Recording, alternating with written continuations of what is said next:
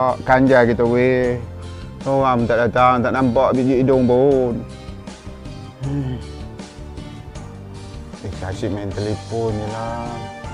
Dah lah tu dengar lah abang cakapnya. Apa dia? Sekarang ni rasanya tak ada siapa nak datang lah. Jadi apa kita nak buat ni? Nak menyambut hari raya.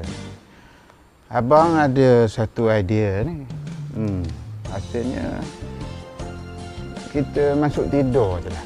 Ya tak? Tidur. Iyalah, dah sebulan puasa menahan lapar dan dahaga, tamak dan haloba.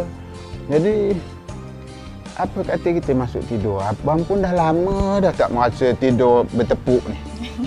Ya. Kalau setuju, pergilah tutup tingkap. Ya. Yang sebelah sana, yang sebelah sini, abang handle. Okey.